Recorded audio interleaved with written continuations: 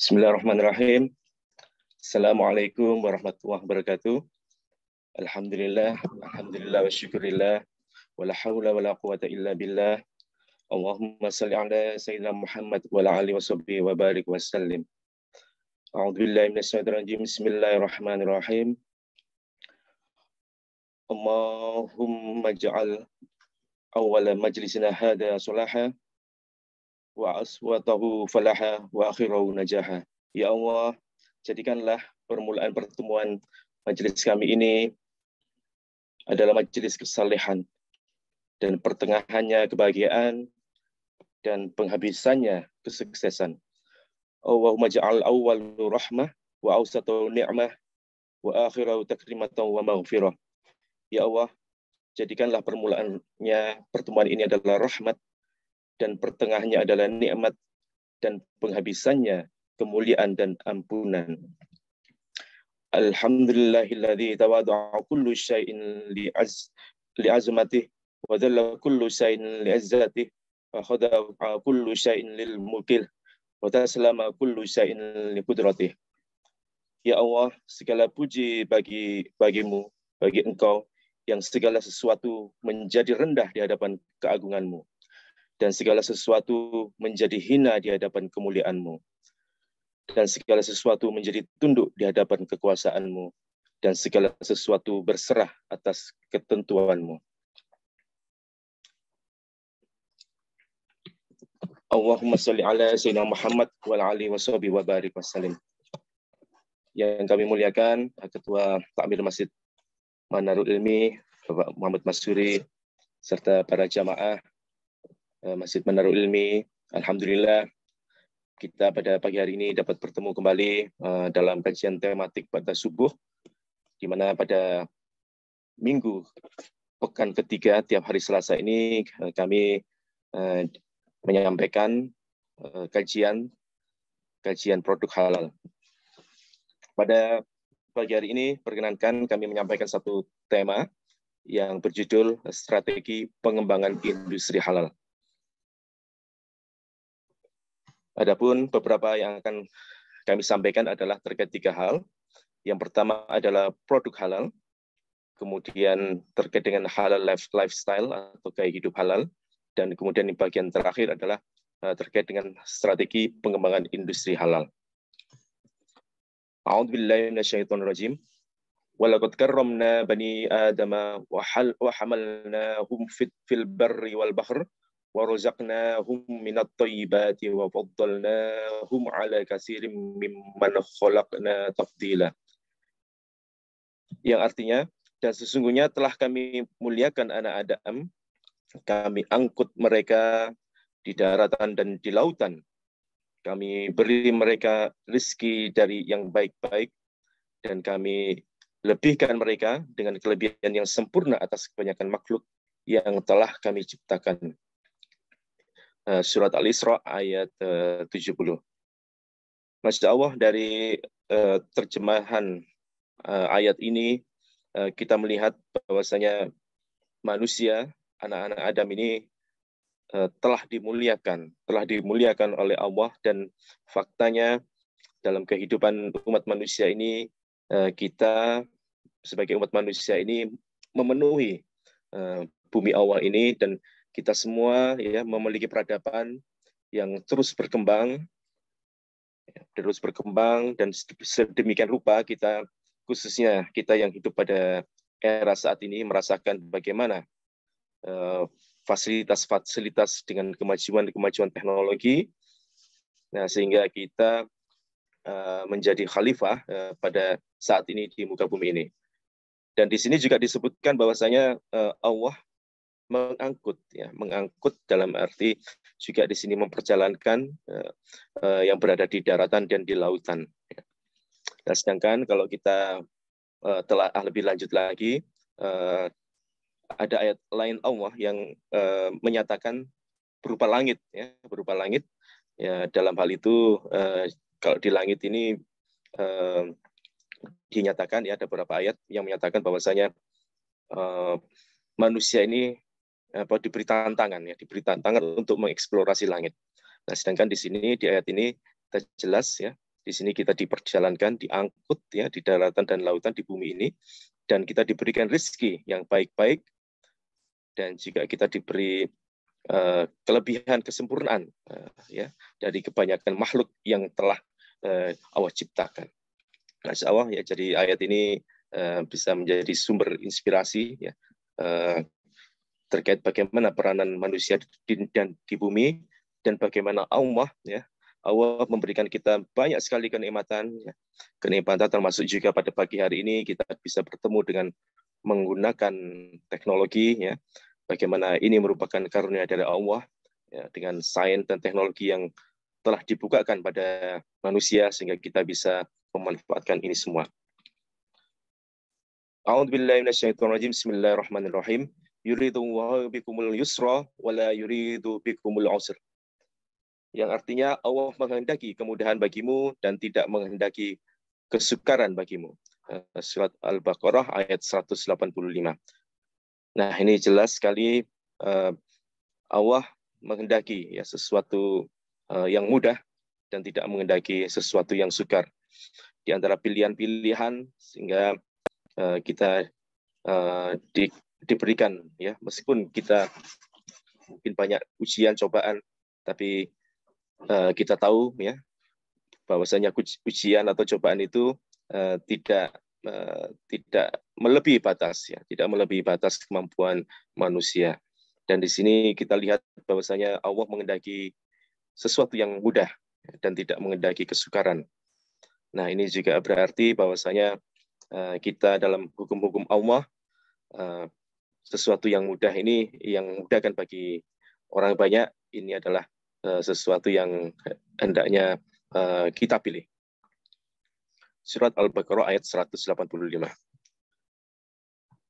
Nah, terkait dengan kajian halal haram, maka hakikat halal haram ini khususnya makanan, kita tahu bahwa makanan yang haram khususnya, maka makanan haram ini akan mempunyai pengaruh yang luas pada berbagai aspek kehidupan. Di antaranya adalah bagaimana kalau kita mengasumsi makanan haram, yang pertama itu merupakan dosa. Kemudian yang kedua, potensi yang membahayakan tubuh, yakni dapat merusak pertumbuhan fisik dan kecerdasan akal. Kemudian makanan haram ini tentu mempengaruhi sifat dan perilaku manusia. Jadi ada bagaimana misalnya dalam suatu hadis pengaruh makanan halal, maka ada yang menyatakan di dalam hadis ibadah kita akan tertolak misalnya ya dalam tempo berapa puluh hari, 40 hari.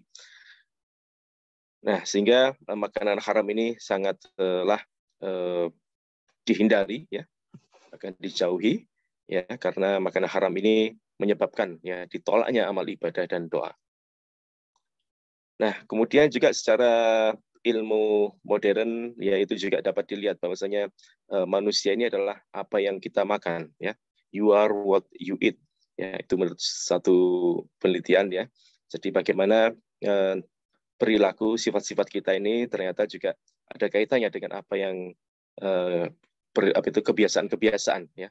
Kebiasaan-kebiasaan dan khususnya juga dari makanan yang kita asup. Nah, untuk itu menghindari yang haram ini menjadi sangat penting. Kemudian mencari yang halal adalah suatu kewajiban, ya. Suatu kewajiban dan juga sekaligus suatu kebutuhan sebagai perwujudan ketaatan manusia dalam melaksanakan hukum-hukum Allah yang merupakan manifestasi keimanan. Ma'asyiral muslimin, pembagian kriteria makanan halal dan haram. Nah, kita awali dengan kriteria makanan haram. Keharaman produk pangan, produk makanan ini dapat dibedakan menjadi dua, ya, menjadi dua. Nah, mungkin kebanyakan kita hanya meninjau sisi internal. Namun demikian kita juga perlu memperhatikan bagaimana keharaman produk pangan itu dari faktor eksternal. Nah, faktor eksternal makanan ini adalah ditinjau apabila makanan ini bersumber dari hasil kejahatan. Nah, kemudian yang berikutnya faktor eksternal adalah tercampur dengan materi yang haram. Ya.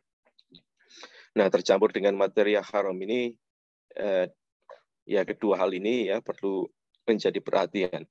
Kemudian dari faktor internal, ini ada 3 jenis. Ya. Pertama adalah apabila menjijikkan atau kotor, ya seperti bangkai, darah, dan sesuatu yang dilarang, misalnya babi, kemudian sembelihan yang bukan atas nama Allah. Nah, maka ini termasuk kategori yang menjijikkan atau kotor atau yang dilarang.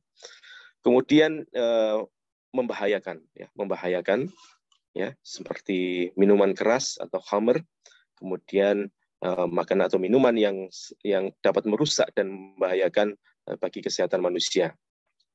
Dan kemudian yang ketiga adalah bagian dari organ manusia. Nah, ini adalah keharaman produk halal, produk pangan, ya, dari faktor eksternal dan internal. Adapun bahan makanan dengan yang ada di Indonesia ditinjau dari titik kritis halal, ini menurut salah satu referensi ini ada cukup banyak yang menjadi PR umat Muslim, ya, baik pemerintah, baik peneliti maupun juga para pelaku usaha untuk memperhatikan ya bahan-bahan kritis ini yang ada di Indonesia. Apa saja itu? Nah, ini terkait dengan di samping yang haram tadi, ada beberapa yang kiranya masuk dalam kategori abu-abu atau belum tahu, ya belum diketahui secara pasti. Misalnya itu adalah gelatin, ya, gelatin, flavor, ya, dan seterusnya, ya pewarna, enzim, ya, kemudian emulsifier, ya, antioksidan dan seterusnya. Nah, khususnya yang paling besar proporsinya adalah di gelatin. Ya.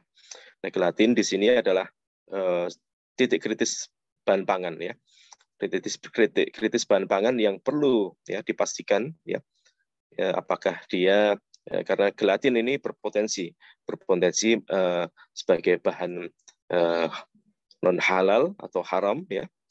Nah, sehingga dua hal yang perlu dilakukan adalah untuk memastikan apakah bahan-bahan ini adalah haram melalui pengujian, ya, autentifikasi maupun melalui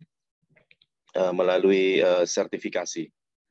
Nah, juga menjadi agenda penting ya dari secara nasional, yaitu bagaimana membuat ya produk-produk ini di dalam negeri dan dijamin ya proses maupun bahan bakunya adalah halal. Kalau kita sederhanakan, terdapat 3 isu utama ya halal food product ini. Yang pertama adalah bahan baku, ya.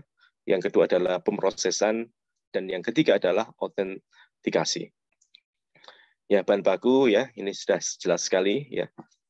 Bahan baku kalau memang bahannya haram maka ini sudah jelas. Tapi tadi bahan baku yang kita tidak tahu ya merupakan bahan-bahan tambahan seperti gelatin, ya, seperti emulsifier.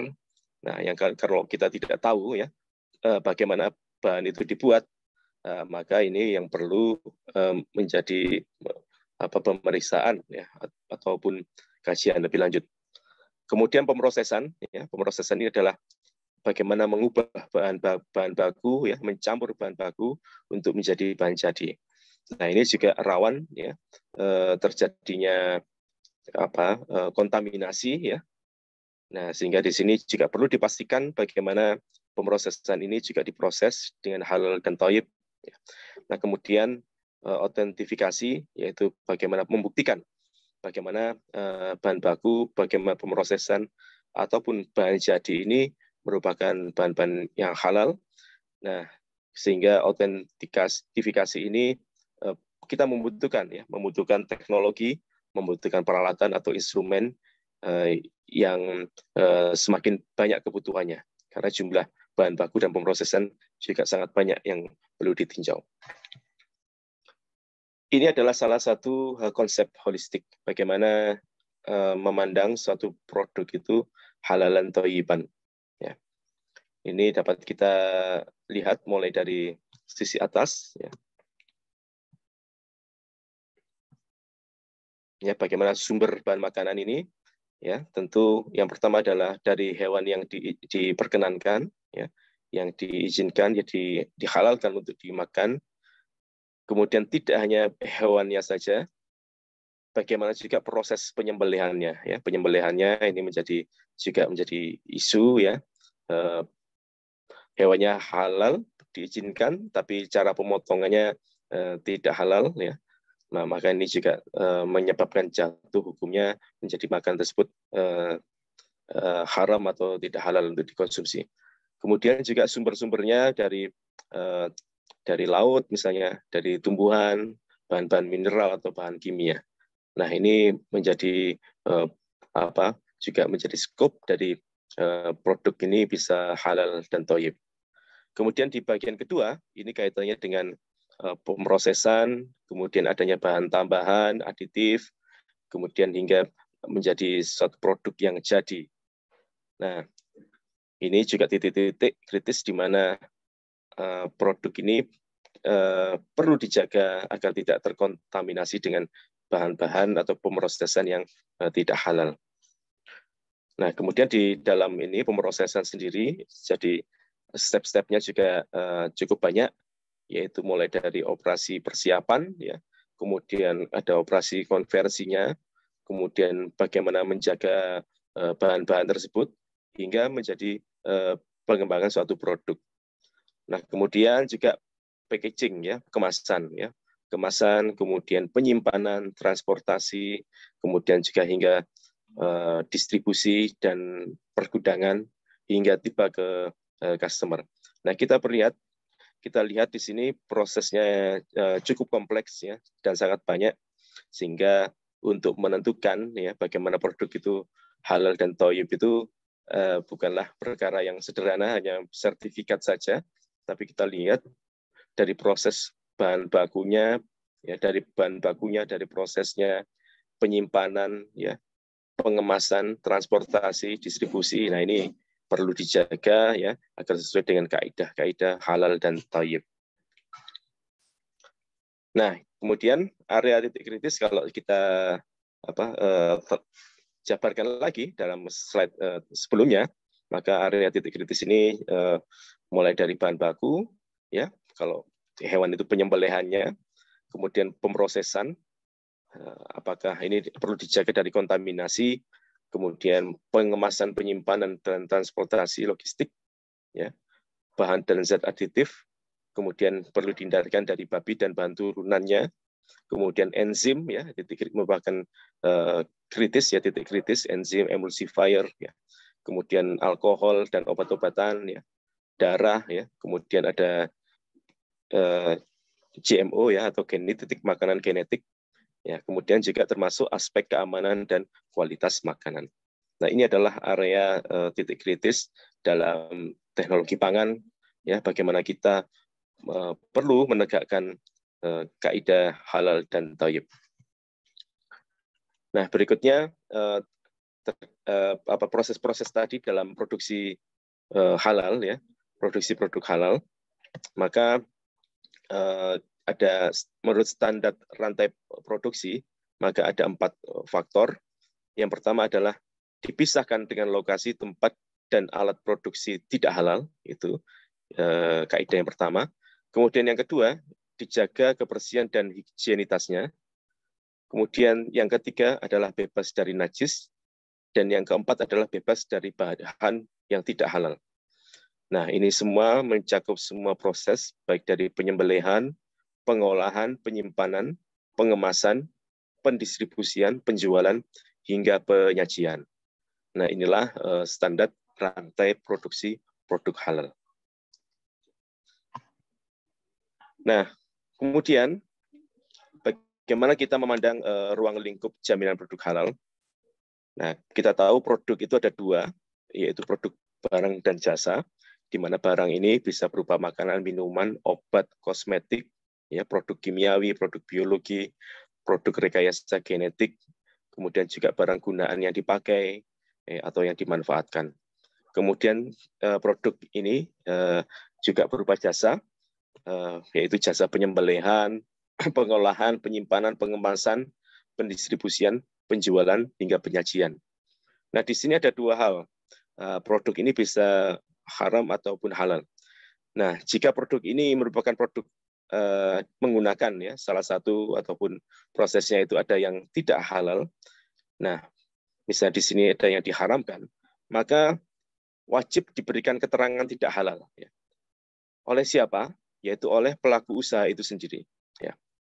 Nah, ini pelaku usaha juga harus fair ya untuk menunjukkan kalau memang produknya ini tidak halal ya, tidak halal.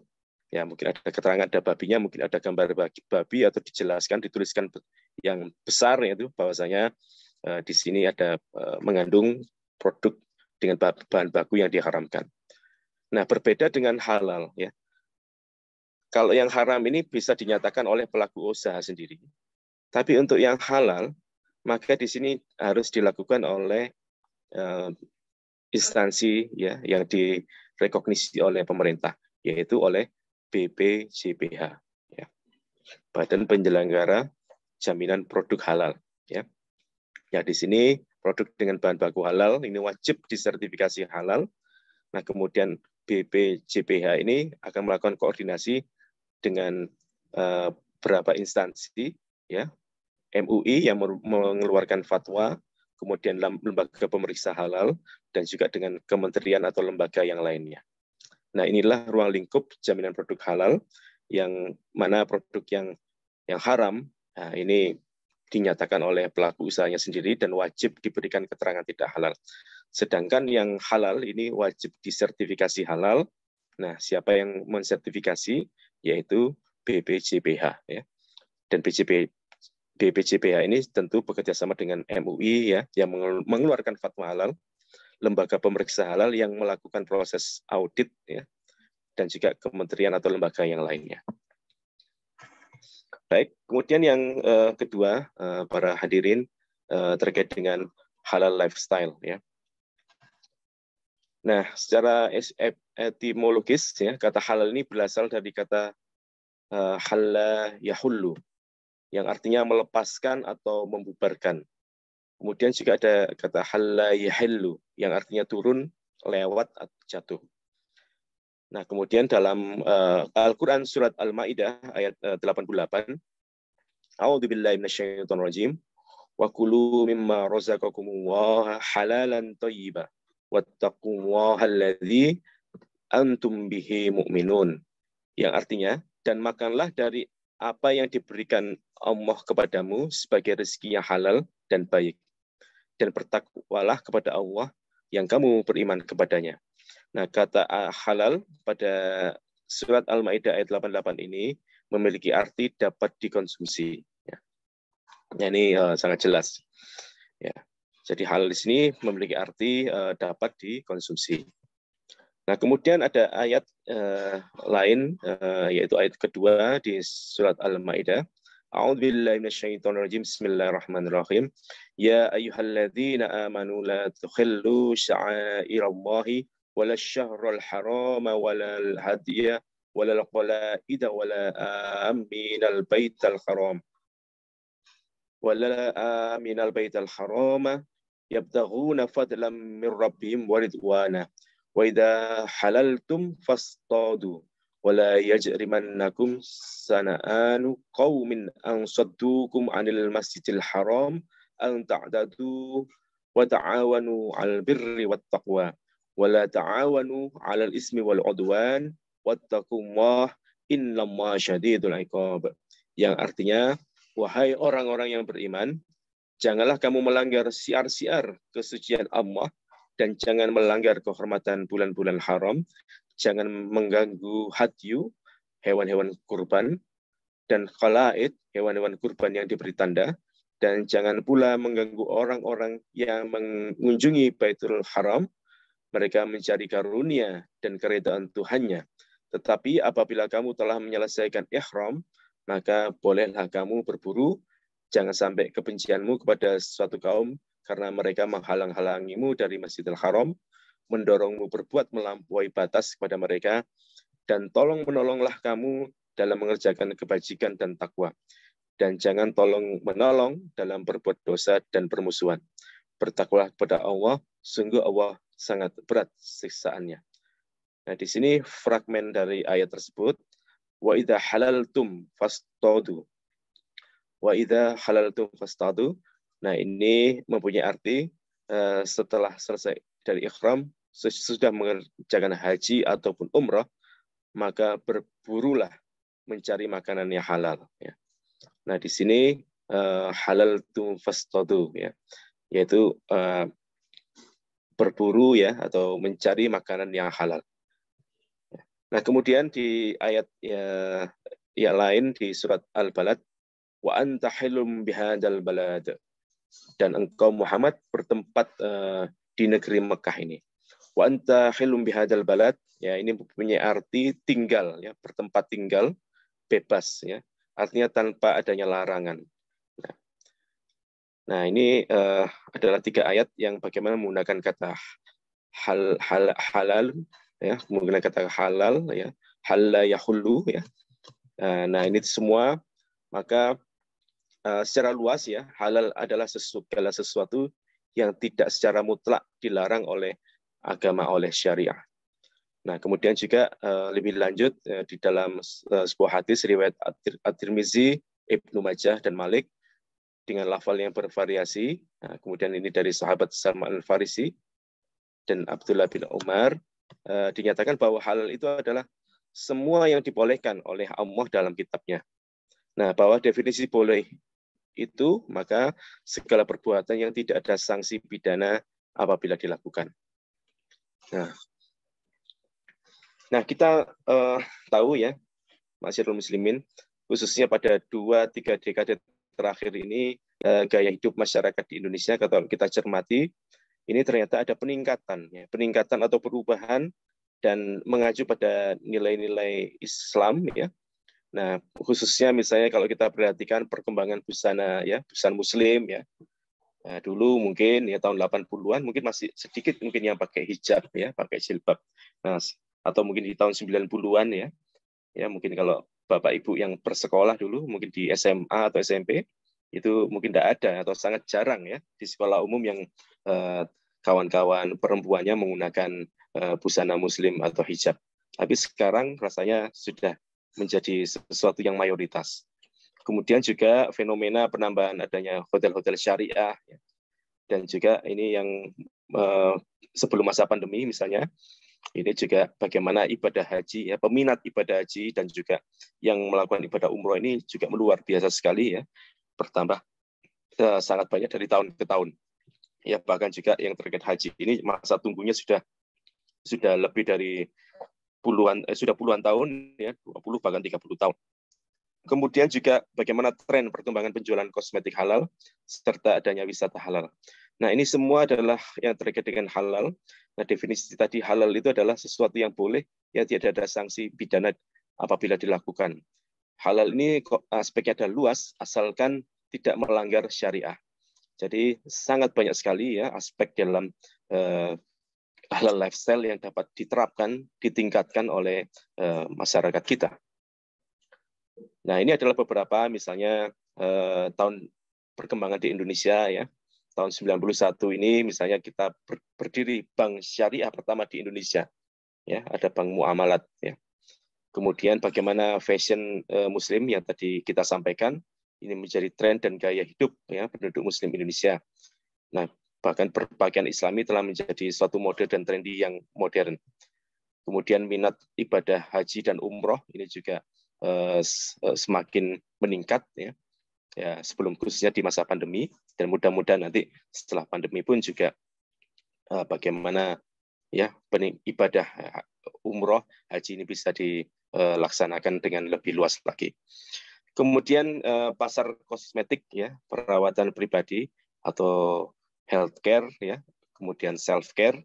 Nah, ini juga mengalami peningkatan, ya, dan adanya preferensi bagi umat Muslim untuk menggunakan, ya, produk-produk halal pada kosmetik maupun perawatan pribadi.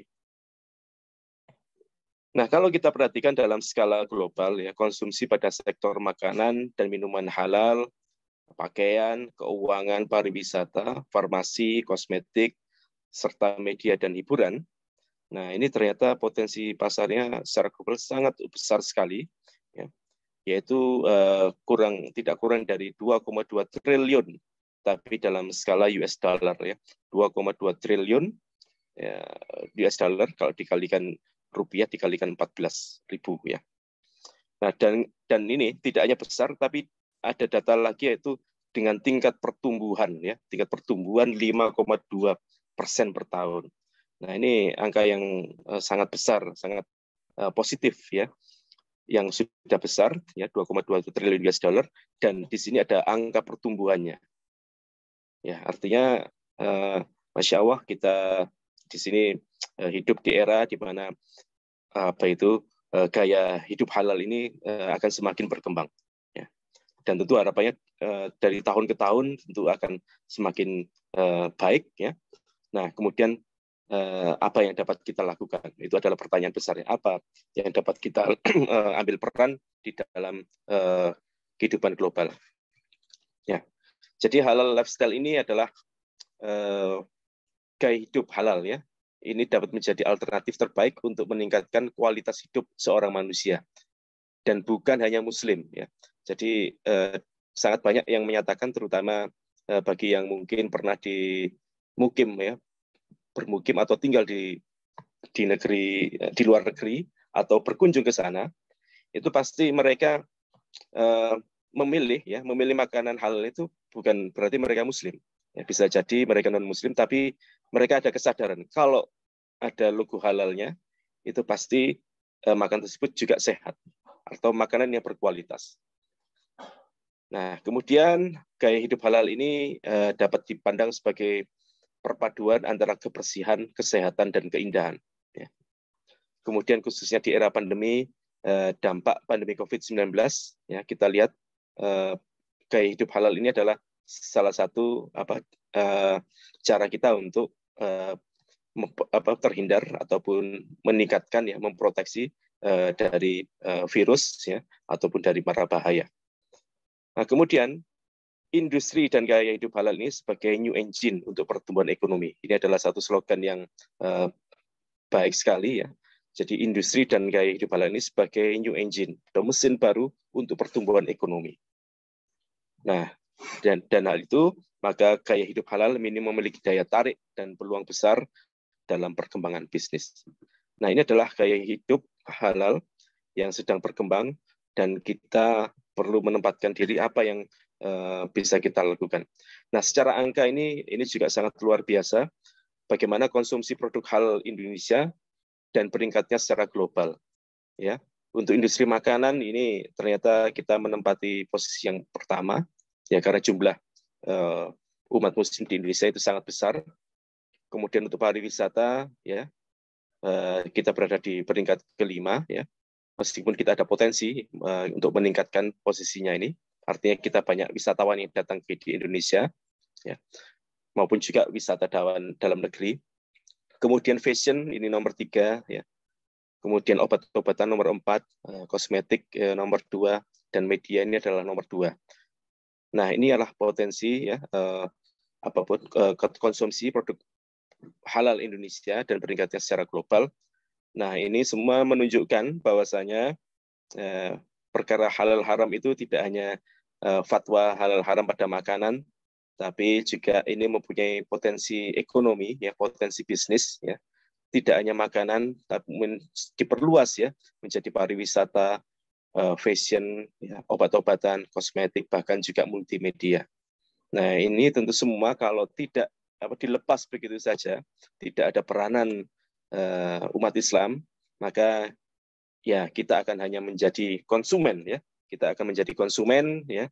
Kita tidak memiliki peran yang signifikan di dalam industri ini. Nah, untuk itu ini adalah PR bersama, PR kita, baik itu di Manarul Ilmi maupun PR kita di ITS ataupun umat Muslim, bagaimana untuk menangkap peluang itu semua kita perlu ya jiwa ataupun spirit dan juga sikap-sikap yang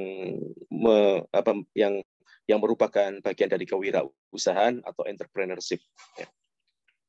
Nah, entrepreneurship atau kewirausahaan ini ada banyak sekali definisinya, adalah salah satunya ini.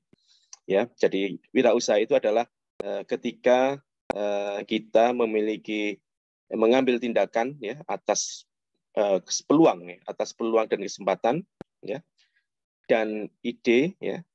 Ya, jadi kita mengambil tindakan atas peluang yang ada dan ide yang kita miliki dan mentransformasi ya atau mengubahnya menjadi nilai untuk orang lain. Ya.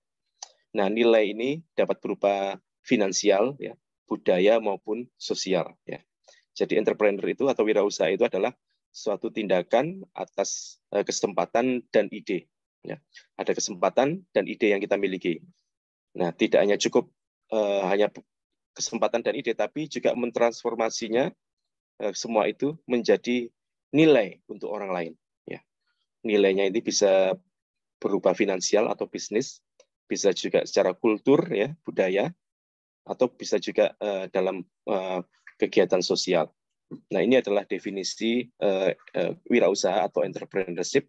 Ya, mudah-mudahan umat Islam ya dan kita semua ini rasanya juga perlu sekali ya memasukkan menjadi suatu kurikulum ya sebagai sesuatu pendidikan ya baik itu di sekolah, di perguruan tinggi maupun juga di masyarakat, di masjid maupun juga di rumah ya, bagaimana kita ingin agar umat Islam ini tidak menjadi konsumen saja dari ekosistem atau industri halal, namun kita juga ambil peran yang lebih ya menjadi produsen ataupun menjadi aktor-aktor penting dalam industri halal yang ada di Indonesia maupun juga di global. Baik, kemudian di bagian akhir yaitu terkait dengan strategi pengembangan industri halal. Nah, ini adalah gambaran supply chain ekosistem industri halal dari supply and demand, kemudian ada berbagai peranan ya, mulai dari kawasan industri, laboratorium, teknologi digital, ya, pelabuhan, ya, dari sektor infrastruktur, ya, kemudian ada sektor industrinya yang luas beragam, kemudian ada R&D, penelitian, riset, ya, pendeteksian, juga traceability, ya, kemudian di sini ada SDM dari institusi pendidikan, ya, kemudian ada sertifikasi, LSP, dan seterusnya. Ini adalah gambaran ekosistem yang telah berhasil digambarkan. Ya, artinya untuk membangun masyarakat, ya, membangun industri halal ini kita perlu banyak sekali instansi-instansi, ya, pemerintah, swasta, ya, perguruan tinggi, masyarakat, ya. Nah, untuk membentuk suatu ekosistem. Nah, visi industri halal Indonesia ini tentu ada visi yang dirumuskan oleh Knex, ya, Knex.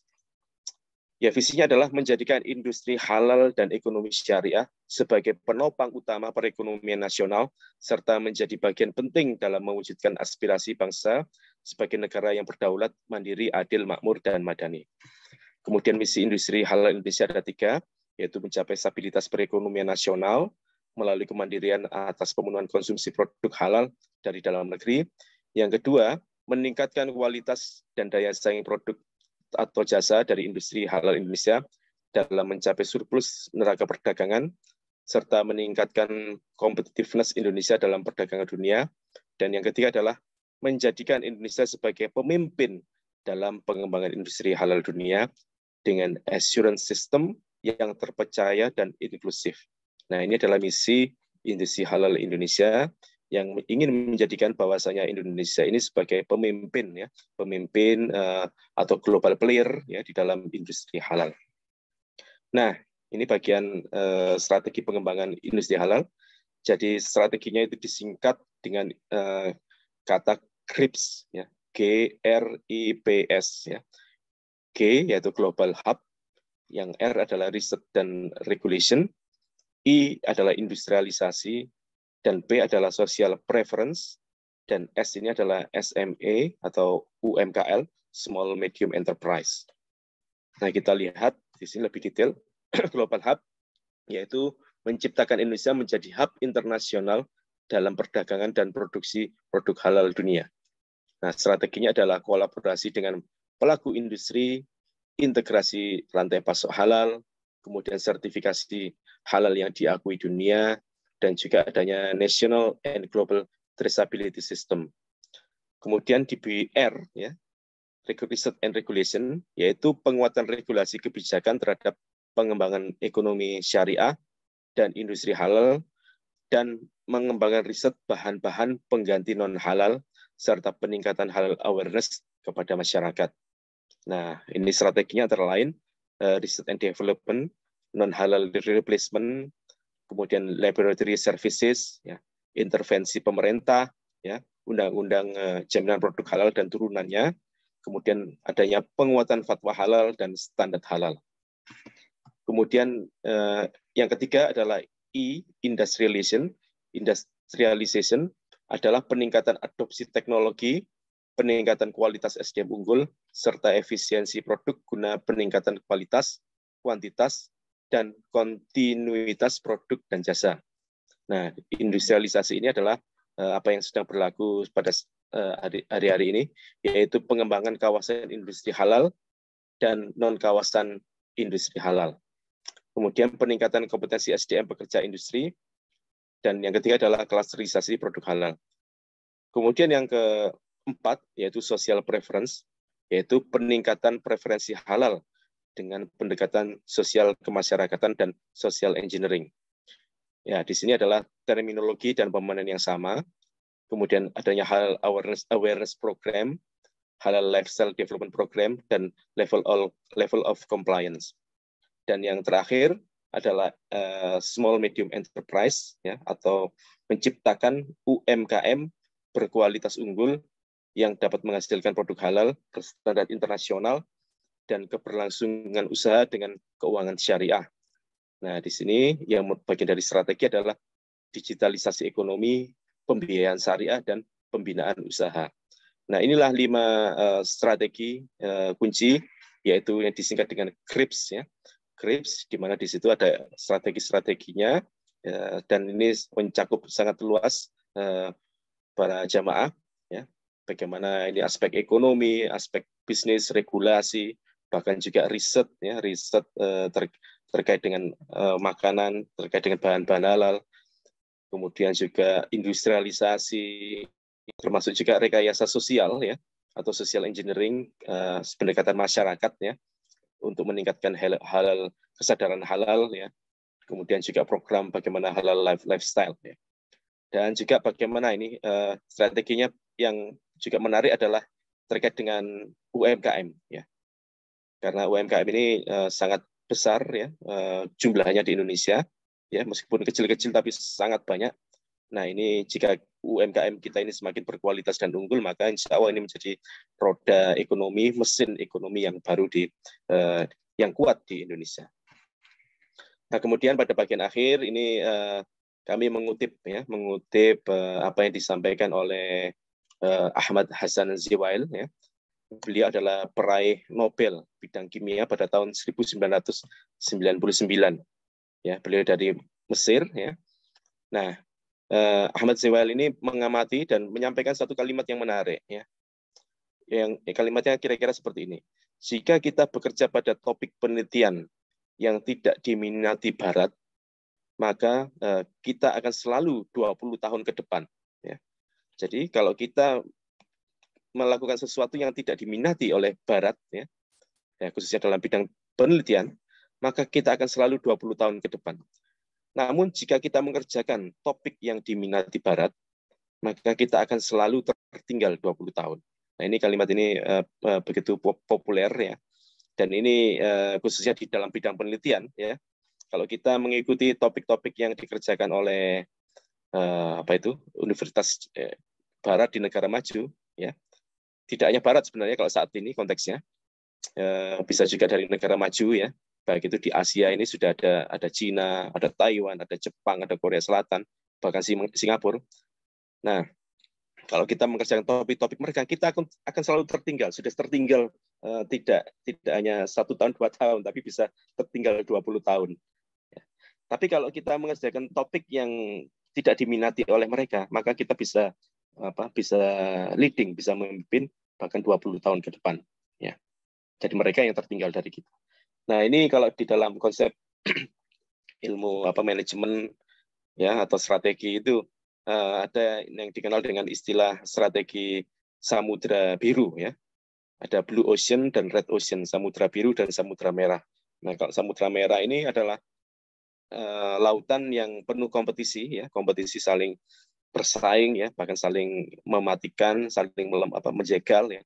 Tapi kalau Blue Ocean ini ada ruang bagaimana kita keunggulan komparasi ya, keunggulan komparasi yang kita miliki dan itu yang kita munculkan sehingga kita tidak akan bersaing dengan orang lain ya dalam hal barat ya sehingga kita bisa menjadi unggul pada bidang ini. Nah, ini tentu saja dikaitkan dengan riset. Nah, ini kalau kita searching di database database ilmiah Scopus misalnya, kita ketikkan kata halal itu ternyata tidak banyak ya, dokumennya itu hanya sekitar ini ya, sekitar berapa 2.400-an ya. Nah, di sini kita lihat ya, yang justru banyak ini adalah Malaysia dan Indonesia. Indonesia termasuk banyak ya berkontribusi dalam riset halal ya, riset halal. Nah, nomor satu adalah Malaysia. Nah, bandingkan dengan negara lain di UK, USA ya, negara-negara barat ini masih jauh secara jumlah.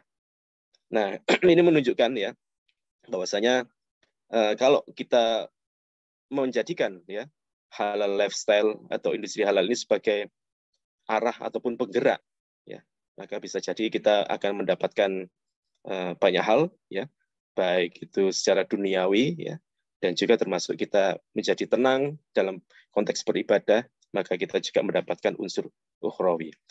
Nah, untuk itu kita juga mengajak para jamaah, para hadirin untuk kita mari sama-sama untuk bisa berkontribusi ataupun melakukan sesuatu ya dalam ekosistem ataupun industri halal di negeri yang kita cintai ini. Demikian kuliah ba'da subuh pada pagi hari ini. Kurang lebihnya mohon maaf. Billahi taufiq wal hidayah. Wassalamualaikum warahmatullahi wabarakatuh. Waalaikumsalam warahmatullahi wabarakatuh.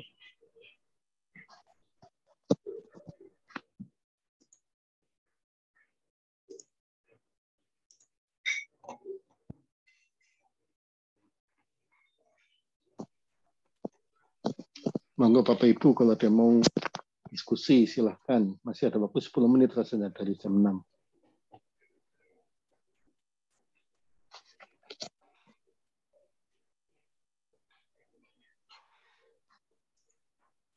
Oke, kalau nggak ada bisa diakhiri, Mas Amri bisa di end. Terima kasih Pak Atta, nggih. Matur suwun sangat. Nggih, matur nuwun Bapak Ibu. Matur nuwun Pak Atta. Nggih, matur nuwun Pak Ibu.